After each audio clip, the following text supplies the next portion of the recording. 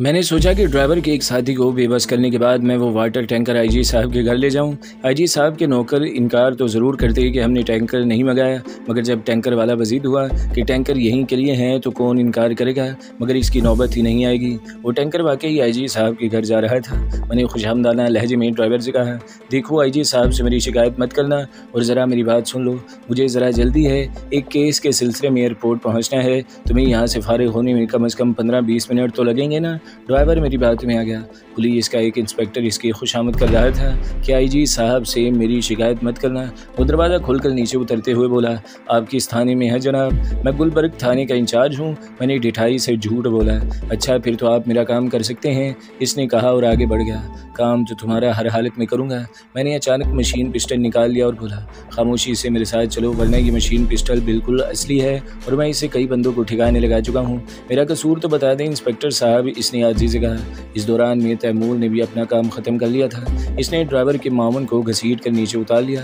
देखो, तुमसे हमें कोई नुकसान नहीं पहुँचेगा, मगर शर्त यह है कि हमारे साथ ताउन करो। मैंने कहा, चलिए फिर ये टैंकर मैं आप ही के घर डाल देता हूँ। ड्राइवर ने जल्दी से कहा, जान जाने का खतरा हो तो इंसान अपने सारे असूल भूल जाता है।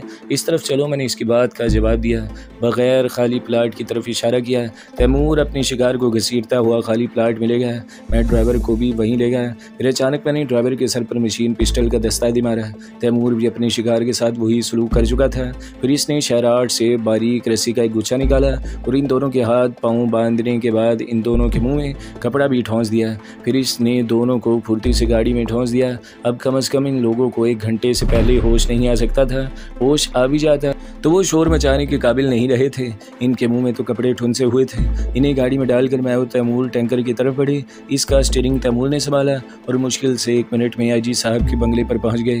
वो शायद पहले से वाटर टैंकर के इंतजार में थे, इसलिए हमने जो ही हारन दिया, आईजी साहब के बंगले का दरवाज़ा फ़ौरन खुल गया। मैंने उतर के अंडरग्राउंड टैंक का जायज़ा लिया। मैंने तो दरअसल अंदर मौजूद मेहमानों और मुहाविज़ों का जायज़ा लेना चाहा था। बंगले के वसी और ईज़ लॉन में मेहमान थे और आपस में हंसी मजाक कर रहे थे। वो सब उर्दू में एक दूसरे से मजाक कर रहे थे। मेहमानों में जोनाथन मौजूद नहीं था। वो लाख उर्दू बोल सकता हो, मगर किसी अहले ज़ुबान की तरह बामुहावरा उर्दू बोलना कम से कम जोनाथन के बस की बात नहीं थी। आईजी साहब के एक मुलाजिम ने अंडरग्राउंड टैंक का ढकना उठा दिया। तैमूर ने रबड़ का मोटा पाइप टैंकर की टूंटी में फिट करके अंडरग्राउंड टैंक में डाल दिया। इसी वक्त एक मारूफ कैटरिंग सर्विस की गाड़ी वहाँ कर रुकी। वाटर टैंकर की वजह से गेट चूँकि पूरा खुला हुआ था, इसलिए मैंने इस गाड़ी में से उतरने वाले हर आदमी का जायज़ा लिया। वो कैटरिंग कंपनी खानों के साथ साथ बैरों का इंतज़ाम भी करती थी। 4 बैरे भी कैटरिंग की वर्दियों में गाड़ी से उतरे। खाना लाने वाले 2 अफराद मजीद इनके साथ थे। गाड़ी इस इंतज़ार में बाहर ठहर गई कि वाटर टैंकर बाहर निकले तो वो अंदर आकर खाना उतारे। बैरे अलबत्ता अंदर आ गए। इन चारों में से एक बैरे को देखकर मैं चौंक उठा। वो शक्लो सूरत से किसी तौर बैरा नहीं लग रहा था। यूनिफॉर्म भी इसके जिस्म पर टाइट थी और चेहरे पर ऐसी सफाकी थी जो किसी गरीब बैरे के चेहरे पर हो ही नहीं सकती। इसका हुलिया जोनाथन से मिलता जुलता था। अपने चेहरे के नकूज से भी वो गैर मुल्की लग रहा था। अमूमन हमारे यहाँ सूबा सरहद के लोग भी ऐसे होते हैं, इसलिए देखने वाले इसे सूबा सरहद ही का समझते। दूसरे बैरे तो वहाँ कर इंतजामात का जायज़ा लेने लगे, मगर वो बैरा बहुत गौर से इर्द गिर्द का जायज़ा ले रहा था। इससे पहले मशरूबात वगैरह आईजी साहब के मुलाजिम सर्व करते रहे थे। मेरी छठी हिस्स खतरे की घंटी बजाने लगी। इस दौरान में वाटर टैंकर खाली हो चुका था। तैमूर रबड़ का पाइप टैंकर में साइड में लगा रहा था, तो मैंने आहिस्ता से कहा, इस बैरे को गौर से देखो। क्या वो? मेरा भी यही ख्याल है। तैमूर ने सरगोशी में कहा, तुम वाटर टैंकर बाहर निकालो, मैं कोई तरकीब सोचता हूँ। मैंने कहा। तैमूर स्टीयरिंग पर जा बैठा और इंजन स्टार्ट करके टैंकर को रिवर्स करने लगा। अचानक मैंने दराज कद बैरे को मुखातिब किया, ज़रगुल खान। इसने मेरी तरफ कोई तवज्जो न दी। मैं आगे बढ़ा और इसके कंधे पर हाथ मारकर खोला, अरे यार ज़रगुल खान, मैं तुम्हें कितनी देर से आवाज़ें दे रहा हूँ। हम ज़रगुल खान नहीं है। इसने कहर आलूद निगाहों से मुझे घूरा। अरे यार, तुम अभी तक मुझसे नाराज़ हो। ये कहकर मैं इससे लिपट गया। मैं ये जानना चाहता था कि इसके पास कोई हथियार है या नहीं। मुझे फ़ौरन एहसास हो गया कि इसके बगली होलिस्टर में रिवॉल्वर है, जो कोट की वजह से नज़र नहीं आ रहा था। इसने ज़ोर से मुझे धकेल दिया और बोला, हम तुमको नहीं जानता, अभी भाग जाओ। मैंने माजरत खाना अंदाज में कहा, माफ़ करना यार, मैं तुम्हें अपना दोस्त ज़रगुल खान समझ रहा था। ये कहकर मैंने जेब से टैंकर की पर्ची निकाली और इसके एक मुलाजिम से साइन करने को कहा। इसके पास पेन नहीं था। वो पेन की तलाश में अंदर चला गया। मैं किनखियों से इस बैरिक की हरकत और सकरात का जायज़ा ले रहा था। अचानक बाहर आगे पीछे 2 गाड़ियाँ रुकी। अगली गाड़ी से एक बावकार शख्स बरामद हुआ। इसका आधा सरगंजा था। वो कोई मेहमान ख़ास था। इसे देखकर वहाँ बैठे हुए अफराद में से एक साहिब इसकी तरफ लपके और बोले, यार हैदर, तुमने तो बहुत देर कर दी है, मुझे मालूम है तुम क्या बहाना करोगे। सॉरी इफ्तिखार। आने वाले साहिब ने जब मेज़बान का नाम लिया तो मैं चौंका। वही IG साहब थे। दूसरी गाड़ी में से जो लोग उतरे, मैं इन्हें देखकर हैरान रह गया। वो अली मुराद और ग्लोरिया थे। फिर ग्लोरिया ने बहुत अदा से IG साहब को मुखातिब किया, हेलो हाउ आर यू।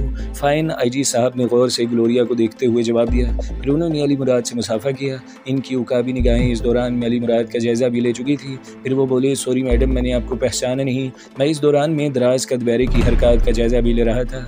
अब वो ऐसी जगह चला गया जहाँ वो किसी की नज़रों में ना आ सके। फिर इसने गैर महसूस तरीके पर कोट के अंदरूनी जेब में हाथ डाला तो मैं चौंक उठा। इसने बहुत गैर महसूस तरीके से कोई चीज़ जेब से निकाली थी। इसके अंदाज से मुझे इल्म हो गया कि वो रिवॉल्वर है। मेरे असाब कशीदा हो गए। फिर इसने IG साहब का निशाना लिया और इन पर फायर करना ही चाहता था कि मैंने जगंद भरी और IG साहब को लिए हुए नीचे गिर गया। फायर का हल्का सा धमाका हुआ और कोई इंतहाई अजियतनाक अंदाज में चीखा। मेरा दिल उछल कर गोया हलक में धड़कने लगा। मैं IG साहब को बचाने के चक्कर में ग्लोरिया और अली मुराद को फरामोश कर बैठा। गोली तो इन्हें भी लग सकती थी। मैंने वहशत ज़दा अंदाज में घूम कर अपने साथियों को देखा। वो दोनों सही सलामत थे। अलबत्ता सामने से आया हुआ एक बैरा गोली से ज़ख्मी हो गया और लॉन में गिरा हुआ था। सब्ज़ घास पर इसके खून के सुरख धब्बे अजीब से लग रहे थे। फिर मेरी नज़रें इस तरफ उठी जहाँ दराज कद बैरा खड़ा था, जिसके बारे में अब तस्दीक हो गई थी कि वो जोनाथन ही है। जोनाथन वहाँ नहीं था। अलबत्ता गेट के पास 2 अफराद एक दूसरे से गुत्थम गुत्था थे। मुझे पहचानने में देर न लगी कि वो जोनाथन और तैमूर हैं। मैं भी फुर्ती से इस तरफ लपका, मगर मेरे वहाँ पहुँचने से कबल ही जोनाथन ने तैमूर को उछाल के दूर फेंक दिया। तैमूर मुझसे टकराया तो मैं भी उलझ कर गिर गया। जोनाथन छलावे की तरह गेट से बाहर निकल गया। मैं इसके पीछे लपका, मगर मुझे देर हो गई। वो कैटरिंग कंपनी की गाड़ी में सवार होकर वहाँ से भाग निकला। मेहमानों में भगदड़ मच गई। हर शख्स हिरासा दिखाई दे रहा था। मुझे देखते ही IG साहब मेरी तरफ लपके और मेरा शाना थपथपा कर बोले, थैंक यू माई बॉय, तुमने मेरी जान बचाकर मुझ पर एहसान किया है। मगर तुम्हें बरवकत इल्म कैसे हुआ कि वो मुझ पर फायर करने वाला है? बस ये भी इत्तेफाक ही है सर, मैंने इनकसारी से कहा। अचानक मेरी नज़र इस पर पड़ गई और मैंने इसके हाथ में रिवॉल्वर देख लिया। रिवॉल्वर का रुख आप ही की तरफ था, इसलिए मैंने आपको गिरा दिया। वो गोली तुम्हें भी तो लग सकती थी। एक लम्हे ही की तो बात थी। तुम्हें एक लम्हे की ताख़ीर हो जाती तो इस गोली से या तो मेरा काम तमाम होता या तुम्हारा। ऐसे कामों में रिस्क तो लेना पड़ता है सर। मैंने इनकसारी का मुजाहिरा किया।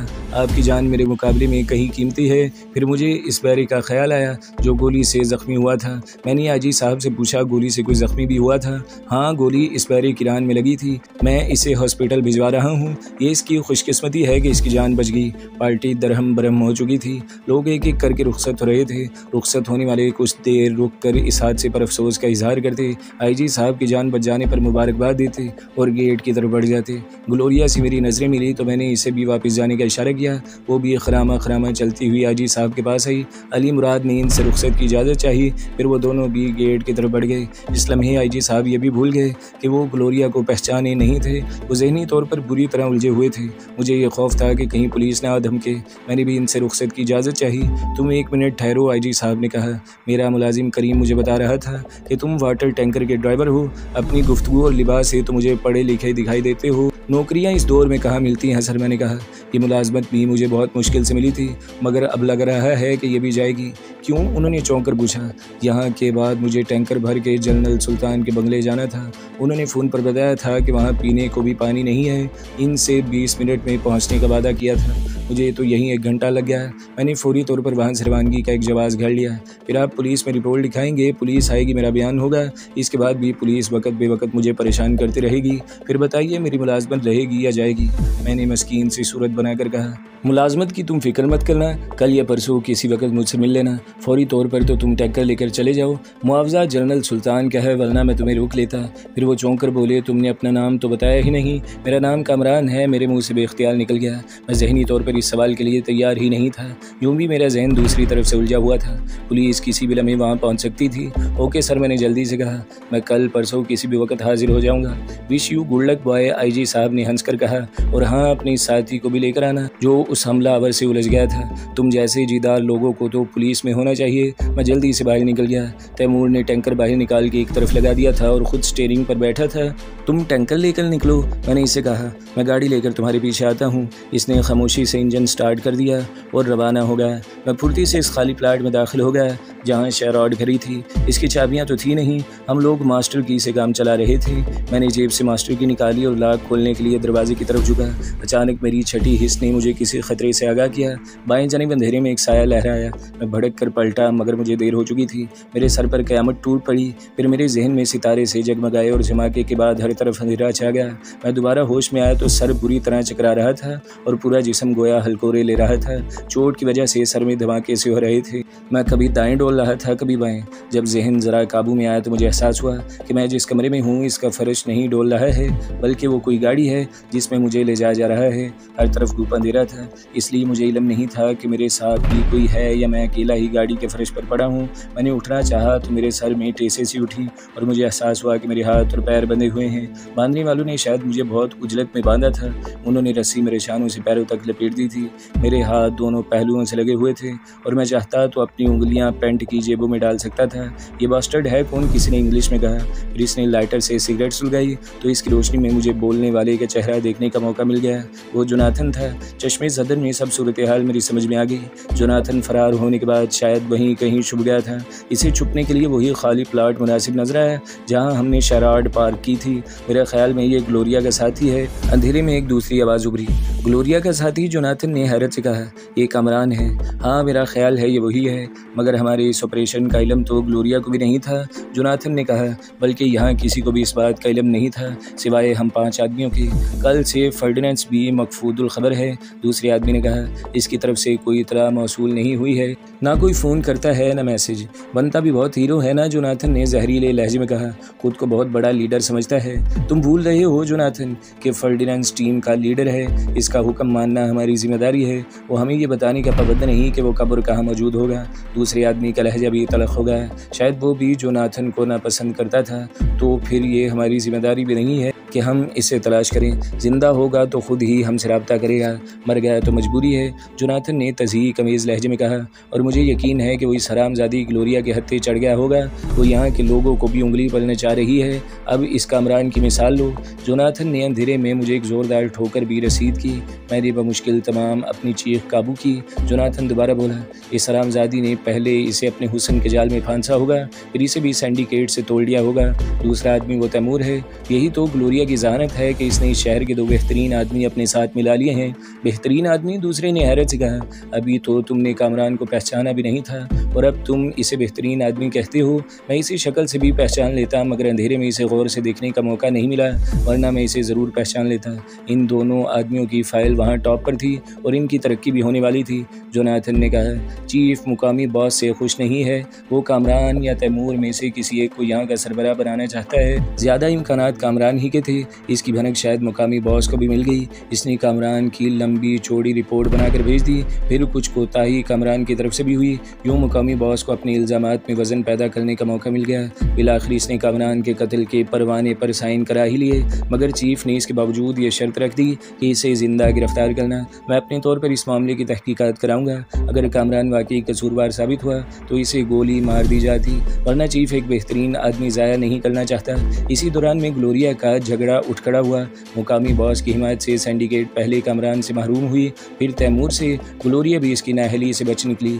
गाड़ी ने पुख्ता सड़क छोड़कर अब कच्चा और नाहमवार रास्ता इख्तियार कर लिया था। मुझे बुरी तरह झटके लग रहे थे। मैं कभी दाएं लुढ़क जाता, कभी बाएं। फिर मुझे समंदर की लहरों का शोर सुनाई दिया और साहिली इलाके की मखसूस बू मेरी नाक से टकराई। थोड़ी देर मजीद चलने के बाद गाड़ी रुक गई। फिर गाड़ी का दरवाज़ा खुला तो रोशनी अंदर आई। जिस गाड़ी में मुझे लाया गया था वो टोयोटा की कोस्टर वगैरह थी। इसकी स्लाइडिंग दरवाजे से मुझे अंदाज़ा हो चुका था। फिर किसी ने मेरी टांगें पकड़ के बोरी की तरह घसीटा और बोरी ही की तरह कंधे पर उठा लिया और चढ़ाई की तरफ तेज़ी से रवाना हो गया। मुझे उठाने वाला बला का ताकतवर था। वो मुझे 210 पाउंड वजनी जिस्म को यूँ उठाए चल रहा था जैसे कंधे पर कोई वज़न ही ना हो। इसे कंधे पर लटका कर क्यों चल रहे हो जोनाथन? इसके होश में आने का इंतज़ार ही कर लेते। इतना वक्त हमारे पास कहाँ है? जोनाथन ने जवाब दिया। इसकी आवाज़ से भी अंदाज़ा नहीं हो रहा था कि वो इतना वज़न उठाए हुए है। मैं अधखुली आंखों से सब कुछ देख रहा था। चाँद की दरमियानी तारीखें थी, इसलिए चांदनी में हर चीज़ नज़र आ रही थी। कुछ बुलंदी पर पहुँच कर जोनाथन एक हट के सामने ठहर गया और मुँह से अजीब तरह की आवाज़ निकाली। दूसरे ही लम्हे हट का दरवाज़ा खुल गया। जोनाथन मुझे लेकर हट में दाखिल हो गया। वहाँ केरोसिन ऑयल का लैंप रोशन था। दरवाज़ा खोलने वाला भी कोई गैर मुल्की था। इसके चेहरे पर बहुत खूबसूरत और घनी दाढ़ी थी। जोनाथन ने वहाँ पड़े हुए बेड पर मुझे अनाज की बोरी की तरह फेंक दिया। बेड के गद्दे में अगर स्प्रिंग ना होते तो मुझे बहुत ज़्यादा चोट लगती। फिर वो मुँह ही मुँह में बिड़बिड़ाया, इस उल्लू के पट्टे को अभी तक होश क्यों नहीं आया? ये मरदूद इतना नाजुक मिजाज तो नहीं है? तुम्हारा हाथ कुछ ज़्यादा ही ज़ोर से पड़ गया होगा, दाढ़ी वाले ने कहा। फिर वो छूक कर बोला, फर्डिनेंड्स की भी कोई खबर है? फर्डिनेंड्स के बारे में भी यही मरदूद बताएगा। हमारे अलावा किसी को भी हमारे इस ऑपरेशन का इल्म नहीं था। अब फर्डिनेंड्स गायब है, इसका मतलब तो यही है कि फर्डिनेंड्स इन्हीं लोगों के कब्जे में है। मगर तुम्हारा क्या ख्याल है कि फर्डिनेंड्स ने ज़ुबान खोल दी होगी? दाढ़ी वाले ने बेयकीनी से कहा। वो औरत जिसका नाम ग्लोरिया है, हरफों की बनी हुई है, इसने किसी तरह से फर्डिनेंड्स की ज़ुबान खुलवाई होगी। जोनाथन ने जहरीले लहजे में कहा। वो यूं ही सिंडिकेट में इतने बड़े ओहदे पर पहुंच गई थी। फिर इसने मेरी कलाई पकड़ के नब्ज़ देखी और बोला, नब्ज़ तो नॉर्मल है, तुम ज़रा एक गिलास में पानी लाओ। इसका मुखातिब दाढ़ी वाला था। इसने शायद वहीं जग में से पानी निकाल कर जोनाथन को दिया, क्योंकि पानी गिलास में उंडेलने की आवाज़ मैंने भी सुनी थी। जोनाथन ने गिलास में से पानी लेकर ज़ोर से मेरे मुंह पर छींटे मारी तो मैं आहिस्ता आहिस्ता होश में आने की अदाकारी करने लगा। थोड़ी देर के बाद मैंने आंखें खोल दी और इन्हें दिखाने के लिए गौर से इर्द गिर्द का जायज़ा लिया। सामने ही जोनाथन का मकरू चेहरा था। वो इस वक्त कैटरिंग कंपनी की यूनिफॉर्म में था। मैंने नकाहत ज़दा अंदाज में पानी मांगा और जोनाथन से बोला, तो मुझे यहाँ क्यों लाए हो? दाढ़ी वाले ने मेरा सर थोड़ा सा ऊपर उठाकर मुझे पानी पिलाया। मेरे हलक में वाकई कांटे पड़ रहे थे। पानी पीकर कुछ जान में जान आई। फर्डिनेंड्स कहाँ है? जोनाथन ने मुझसे पूछा। फर्डिनेंड्स? मैंने हैरत से कहा, कौन फर्डिनेंड्स? जोनाथन ने आगे बढ़कर मेरे मुंह पर इतना ज़ोरदार थप्पड़ मारा कि मुझे एक मरतबा फिर चक्कर आने लगा और यूँ लगा जैसे मैं एक मरतबा फिर बेहोश होने वाला हूँ। ये यूँ आसानी से कुछ नहीं बताएगा, इसे उल्टा लटका दो। जोनाथन ने अपने साथ आने वाले को हुक्म दिया, इसकी ये रस्सी भी खोल दो, अब ये हमसे भाग कर कहाँ जाएगा? दाढ़ी वाला जल्दी जल्दी मेरी रस्सी खोलने लगा। मुझे खोलने के बाद इसने इसी बारीक रेशमी रस्सी को छत के कुंडे से गुजारा और मेरे पाँव बांध कर इसका दूसरा सिरा खींचना शुरू कर दिया और मुझे उल्टा लटका कर इसने वो रस्सी खिड़की की ग्रिल से बांध ली। मेरी जैकेट अगर नीचे से टाइट ना होती तो वो उलट कर मेरे मुंह पर आ जाती। वो मेरी जेबें पहले ही साफ कर चुके थे। सबसे ज़्यादा अफसोस मुझे इस बात का था कि बर्फानी चीते की चर्बी जोनाथन के कब्जे में चली गई थी। मैं घड़ी के पेंडुलम की तरह इधर उधर झूल रहा था। ये बताओ, जोनाथन बोला और सिगरेट का कच लगाता हुआ मेरे नज़दीक आ गया। फर्डिनेंड्स कहाँ है? मैं फिर वही सवाल करूँगा कि कौन फर्डिनेंड्स? मेरा जवाब सुनकर जोनाथन ने अचानक जलती हुई सिगरेट मेरी गर्दन में मसल कर बुझा दी। बताओ कहाँ है फर्डिनेंड्स? वो गरज कर बोला। मेरे मुंह से अजियत बरी करार निकल गई। हालांकि मैंने मुंह से निकलने वाली चीख को रोकने की बहुत कोशिश की, मगर इसमें कामयाब ना हो सका। फिर इसने मेरे मुंह पर ज़ोरदार थप्पड़ मार के मुझे कमरे के दूसरे सिरे की तरफ पहुंचा दिया। मैं झूलता हुआ दोबारा इसके पास पहुंचा तो इसने मेरे दोनों शाने पकड़े और मुझे तेज़ी से घुमाने लगा। मेरे पैरों में बंधी हुई रस्सी में बल पड़ने लगे। रस्सी इतनी तन गई कि मुझे अपने पैरों का खून रुकता महसूस हुआ। इसने मेरे जिस्म पर एक और थप्पड़ मारा और अचानक छोड़ दिया। मेरा जिस्म फिरकी की तरह घूमने लगा। मुझे अपनी आंतें हलक में आती महसूस हुई और बेइख्तियार मतली आ गई। जब गर्दिश थमी तो मैं बुरी तरह उबकाइयाँ लेने लगा। मेरा सर बुरी तरह चकरा रहा था और जहन मफलूज होकर रह गया था। जोनाथन ने दोबारा सिगरेट सुलगाई थी और गहरे गहरे कश लेता हुआ बहुत गौर से मुझे देख रहा था। फिर इसकी मकरू आवाज़ मेरे कानों में आई, बताओ कहाँ है फर्डिनेंड्स? मैं किसी फर्डिनेंड्स को नहीं जानता, मैंने दांत पीसते हुए कहा। जोनाथन ने फिर एक मरतबा फिर जलती हुई सिगरेट मेरी गर्दन पर मसल दी। इस मरतबा मैं जहनी तौर पर तैयार था, इसलिए अपना मुंह मजबूती से बंद कर लिया। मेरी अजियत भरी चीख सुनने की हसरत इसके दिल में रह गई। मैं तुझे इसी हालत में ज़िबा कर दूंगा हरामजादे, जोनाथन बिफर कर बोला और जेब में हाथ डालकर छोटा सा चाकू निकाल लिया। देख, ये छोटा सा चाकू ही तेरा काम तमाम कर देगा। कुत्ते, मैं तो तुझ पर अपनी एक गोली भी ज़ाया नहीं करना चाहता। शेर अगर बंधा हो तो कुत्तों के हकीर पिल्ले भी उछल उछल कर इस पर भौंकते हैं, मैंने तंजिया अंदाज में कहा। तो खुद को आयरन मैन समझता है ना? मर्दों की तरह मुझसे मुकाबला करके देख ले, तुझे तो मैं गीले कपड़े की तरह निचोड़ कर रख दूंगा। मैं इसे इश्तियाल दिलाकर खुद को आज़ाद कराना चाहता था। मेरी बात सुनकर वो पागलों की तरह हंसा और बोला, फिल्मी किस्म की बातें मत कर और मुझे फर्डिनेंड्स का पता बता दे। मैं जानता हूँ कि फर्डिनेंड्स कहाँ है, मगर बताऊँगा नहीं। मालूम कर सकते हो तो कर ले। मैंने फिर इसे चिढ़ाया। इसने अचानक चाकू की बारीक फल से मेरी गर्दन पर एक लकीर खींच दी। देखता हूँ कब तक तू जुबान नहीं खोलता। फिर वो दाढ़ी वाले से मुखातिब हुआ, नमक लाओ। दाढ़ी वाला दूसरे कमरे से छोटी सी एक प्लेट में नमक ले आया। जोनाथन ने नमक की चुटकी भरी और फिर मुझसे पूछा, बताओ फर्डिनेंड्स कहाँ है? मैंने सख्ती से होंठ बीच लिए। जोनाथन ने चाकू से लगाए हुए जख्म पर अचानक नमक छिड़कना शुरू कर दिया। मेरे मुंह से एक मरतबा भी साख्ता चीख निकल गई। ज़ख्मों पर नमक छिड़कने का मुहावरा तो मैंने सुन रखा था, मगर तजर्बा पहली मरतबा गुजरा था। बताओ कहाँ है फर्डिनेंस, वो धाड़ कर बोला। अपना हर बार आजमा ले, मैंने तलख लहजे में कहा, मगर फर्डिनेंस का पता नहीं बताऊंगा। इसकी सिर्फ एक ही शर्त है, मुझसे मर्दों की तरह बात कर, मेरे हाथ पैर खोल दे। अगर तूने मुझे जेर कर दिया तो मैं तुझे फर्डिनेंस का पता बता दूंगा। जोनाथन चंद लम्हे कुछ सोचता रहा, फिर बोला, इसे खोल ही दो, मैं इसकी यह हसरत भी पूरी कर दूँ। अगर ये माजूर होकर बैठना चाहता है तो क्या किया जा सकता है। दाढ़ी वाले ने रस्सी की बंदिश ढीली की, जोनाथन के दूसरे साथी ने पकड़ा और फर्श पर डाल दिया। फिर उन्होंने मेरे पैर भी खोल दिए। मैं फर्श पर गहरे गहरे सांस लेता रहा। मेरी गर्दन में इन जगहों पर शदीद सोजिश हो रही थी जहाँ जहाँ जोनाथन ने सिगरेट मसले थे या चाकू से चरका लगाकर इस जख्म पर नमक छिड़का था। इसे पानी वगैरह पिलाकर ताज़ा दम करो ताकि ये कुछ देर तो मेरा मुकाबला कर सके, जोनाथन ने कहा। दाढ़ी वाले ने मुझे पानी पिलाया। पानी पीने के बाद मैं दोबारा फर्श पर ढेर हो गया। सर में अभी तक इतने शदीद चक्कर थे कि उठने को दिल नहीं चाहता था। जोनाथन खिड़की के पास खड़ा हुआ था। इसने मुड़ के मुझे देखा और वो मुझसे कुछ कहना ही चाहता था कि यके बाद दीगरे दो फायर हुए। खिड़की का शीशा टूटने की आवाज़ के साथ ही जोनाथन की चीख सुनाई दी और वो औंधे मुंह गिर गया। दाढ़ी वाला और जोनाथन का दूसरा साथी तेज़ी से ज़मीन पर लेट गए। दाढ़ी वाले के हाथ में मुझे जदीद किस्म की दूर मार राइफल दिखाई दी। जोनाथन के दूसरे साथी ने जेब से .3 का रिवॉल्वर निकाल लिया था। 2 फायर के बाद बाहर खामोशी छा गई। मुझे भी इस दौरान में कुछ सांस लेने का मौका मिल गया। हालत भी अब पहले के मुकाबले में बेहतर हो चुकी थी। मुझे चक्कर भी कम आ रहे थे। मैं आहिस्ता आहिस्ता और गैर महसूस अंदाज में घिसटता हुआ आगे बढ़ा। वहाँ मेरी नज़र एक कोने में पड़ी हुई अपनी चीज़ों पर पड़ी। इनमें सिवाय मशीन पिस्टल की हर चीज़ मौजूद थी। मेरा पर्स, न्यूया की डिबिया जिसमें बर्फानी चीते की चर्बी थी, मेरी पॉकेट डायरी और चाबियों का वो गुच्छा जो वक्त ज़रूरत मेरे काम आता था। मेरी तलाशी लेने के बाद उन्होंने सिर्फ मेरा मशीन पिस्टल अपने कब्जे में कर लिया था। बकिया चीज़ों को बेकार समझकर वहीं फेंक दिया था। मैंने गैर महसूस तरीके पर हाथ बढ़ाकर वो तमाम चीज़ें उठा ली और अपनी जैकेट की जेबों में ठोंस ली। पर्स की जिस सामत से मुझे अंदाज़ा हो गया कि वो लोग इसे भी खाली कर चुके हैं। कैरोसिन लैंप की मदम रोशनी में जोनाथन के दोनों साथी भूतों की तरह नजर आ रहे थे। मैं गैर महसूस तरीके पर घिसकता हुआ ऐसी जगह चला गया जहाँ से जोनाथन के रिवॉल्वर पर कब्जा कर सकूँ। वो अभी तक कौंधे मुँह पड़ा था। न जाने वो बेहोश था या मर गया था। गोली इसे लगी ज़रूर थी क्योंकि इसके जिस्म के कई हिस्सों से खून बह रहा था। दाढ़ी वाले ने थोड़ा सा ऊपर उठ के खिड़की से बाहर झांकने की कोशिश की। फ़ौरन ही एक फायर हुआ और खिड़की का एक और शीशा टूट गया। मुझे इल्म नहीं था कि इस हट से बाहर निकलने का और भी कोई रास्ता है या नहीं। इतना मुझे इल्म था कि वहाँ 2 कमरे थे, मुमकिन है 3 हों, क्योंकि दाढ़ी वाला दूसरे कमरे से नमक की प्लेट लेकर आया था। तो दोस्तों, अगली किस्से सुनने के लिए हमारे चैनल को ज़रूर सब्सक्राइब करें, वीडियो को लाइक करें और बेल के आइकन पर भी क्लिक कर दें ताकि हर जो आने वाली वीडियोज़ हैं वो आपको सबसे पहले मिलती रहें।